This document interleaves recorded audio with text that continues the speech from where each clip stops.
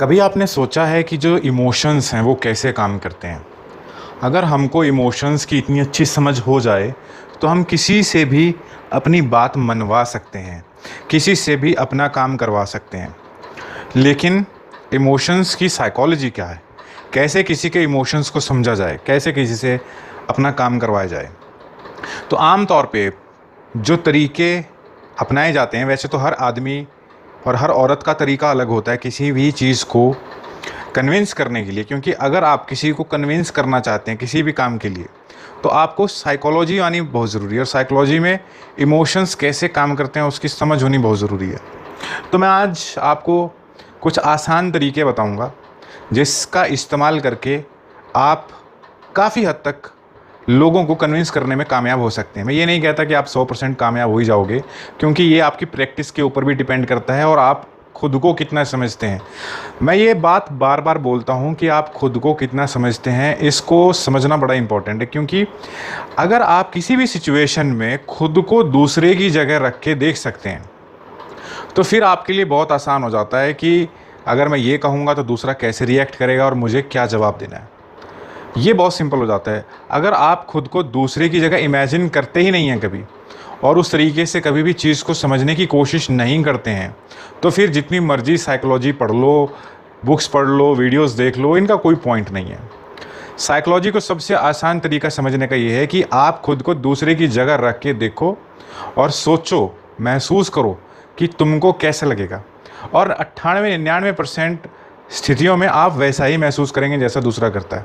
और अगर 1-2% डिफरेंट महसूस करते हो, उसके पीछे कंडीशनिंग रीज़न होता है।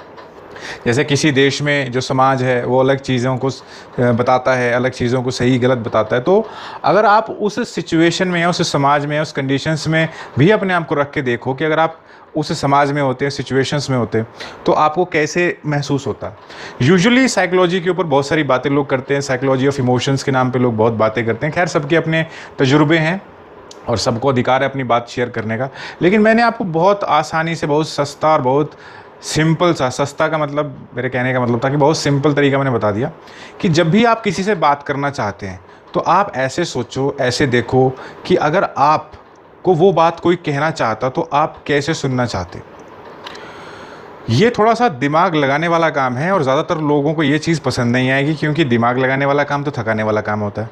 तो साइकोलॉजी होती है दिमाग लगाने का काम। आपको स्टार्टिंग में थोड़ी दिक्कत आएगी क्योंकि आपको दिमाग लगाना पड़ेगा कि क्या काम कैसे होता है।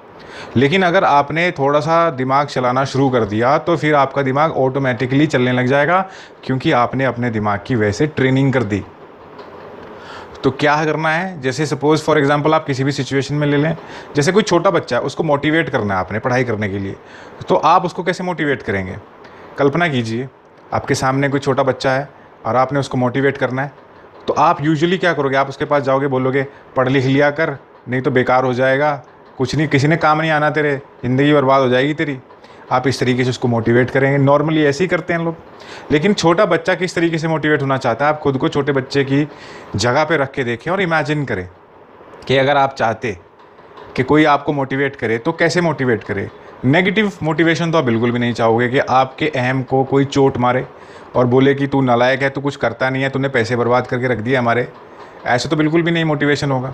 आप यही चाहोगे कि पॉजिटिवली एनकरेज किया जाए कि देखो आप अच्छे हो, आप में टैलेंट है, लेकिन आपको चाहिए कि फोकस करो, और तुम फोकस करोगे तो तुम कामयाब हो जाओगे।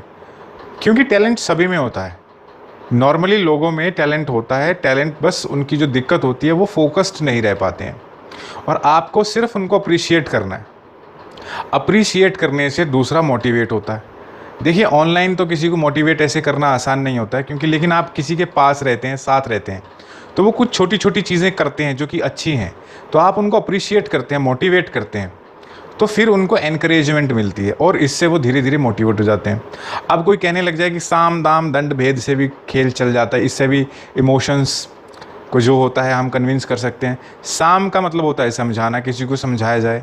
अब समझाने में भी तो दूसरे को उसका फ़ायदा दिखाया जाएगा कि अगर तुम ये काम करोगे तो तुम्हारा ये फ़ायदा है।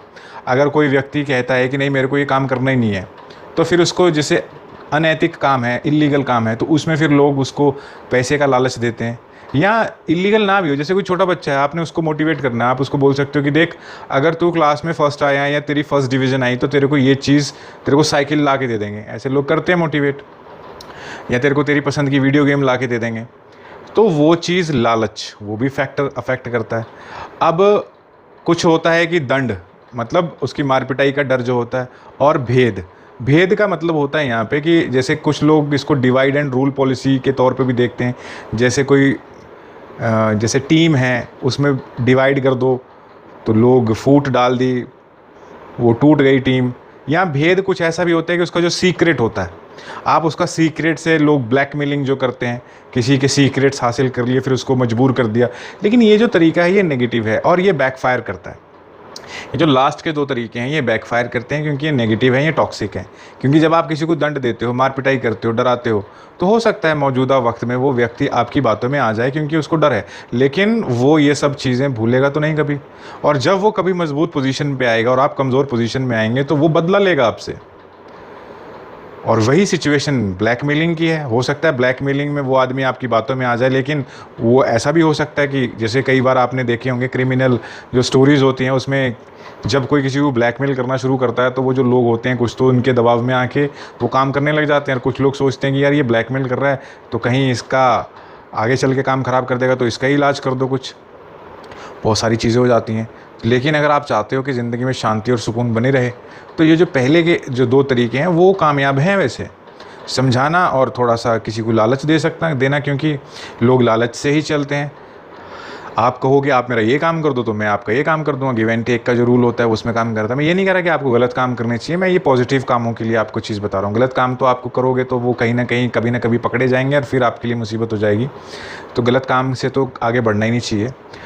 तो ये चीज़ें हैं। अब एक और इम्पॉर्टेंट चीज़ है, जो एक और स्ट्रेटजी यूज़ की जा सकती है लोगों को कन्विंस करने के लिए, वो ये है कि जब भी आप किसी से बात करते हैं तो ज़्यादातर जो लोग होते हैं वो दिमाग से नहीं सोचते हैं, वो दिल से सोचते हैं। तो वो दिल से सोचते हैं तो उनको पहले जो इमोशंस है उसको ट्रिगर कर सकते हैं। जैसे कि फॉर एग्ज़ाम्पल, जैसे कोई बच्चा है, वो अब उसको पढ़ाई करने के लिए आप उसको नॉर्मल समझाओ कि आप अगर पढ़ाई लिखाई करोगे तो आपके अच्छे अधिकारी बनोगे, आपके पास पैसा होगा, ये सब चीज़ें हैं। लेकिन इमोशनली भी आप ट्रिगर कर सकते हो। आप ये बोल सकते हो कि देखो दुनिया में कितने सारे लोग हैं जो गरीब हैं, जो बीमार हैं, और तुमको सेवा करनी है उनकी, तुम कुछ उनके लिए करना चाहते हो ना, तो तुम्हें उसके लिए डॉक्टर बनना पड़ेगा, इंजीनियर बनना पड़ेगा, तो तुम्हें उसके लिए मेहनत करनी पड़ेगी। तो तुमने इमोशनली उस चीज़ को रंग दे दिया। और ये इमोशंस जो होते हैं ये ज़्यादा अफेक्टिव होते हैं। किसी भी चीज़ को लोग जो होते हैं इमोशनली तौर पे अगर आप किसी को समझाओ तो वो ज़्यादा काम करता है। अब आपको ये देखना होता है कि ये व्यक्ति किस चीज़ के लिए इमोशनल है। जैसे कोई बच्चा है, अगर वो बहुत लोगों की केयर करता है, वो सेंसिटिव है, तो वो इस बात से प्रभावित होगा। लेकिन अगर वो बच्चा केयरिंग ही नहीं है तो वो इस इमोशन में नहीं आएगा। उसके लिए कोई डिफरेंट इमोशंस यूज़ करने पड़ेंगे। वो उसकी बस कमज़ोरी देखनी है कि ये चाहता क्या है। कोई नाम और फेम का भूखा है तो उसको ये बताना पड़ेगा कि देखो अगर तुम पढ़ाई लिखाई करोगे तो तुम इतने फेमस हो जाओगे, लोग तुमको जानेंगे, ऐसी तुम जहाँ जाओगे लोग तुम्हारी इज़्ज़त करेंगे, लोग तुमको ही देखना चाहेंगे, तुमसे बात करना चाहेंगे। तो ये इस किस्म के इमोशंस में लोग आ जाते हैं। तो कुल मिला के कहने का मतलब ये है कि जो लॉजिकल चीज़ें हैं, लॉजिक्स के आप तरीके से समझाओगे तो मेजॉरिटी ऑफ पीपल जो हैं, ज़्यादातर लोग नहीं समझते हैं। इमोशंस की साइकोलॉजी बड़ी सिंपल है कि आप इमोशंस को अगर समझना चाहते हैं तो खुद को दूसरे की जगह रख के समझें, तो आपको ये समझ में आ जाएगा कि दूसरा उस सिचुएशन में कैसे फ़ील करता है और क्या फ़ील करता है। और किसी को अगर अपनी बात कन्विंस करनी है तो फिर साम दाम दंड भेद, ये तो 4 चीज़ें, इनमें से पहली 2 चीज़ें वो पॉजिटिव हैं, वो इस्तेमाल की जा सकती हैं। और आप इमोशंस को भी एक्टिवेट करके, दूसरे के इमोशंस जगा के आप उसको इनकरेज कर सकते हैं। और ये जो तरीका है ये आसान भी है और सिंपल है। लोग आपको पसंद करेंगे और लोग आपकी बातों को भी अच्छे से सुनेंगे।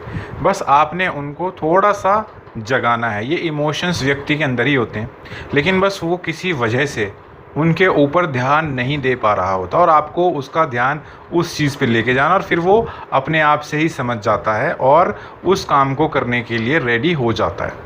इतना डिफ़िकल्ट नहीं होता, लेकिन आपको बात कहने का तरीका आना चाहिए। आप कैसे कहते हैं, आप शांति और धैर्य का इस्तेमाल करेंगे तो आप दूसरे को इमोशंस को समझ भी पाएंगे और अपनी भी बात समझाने में आपको कोई दिक्कत नहीं आएगी।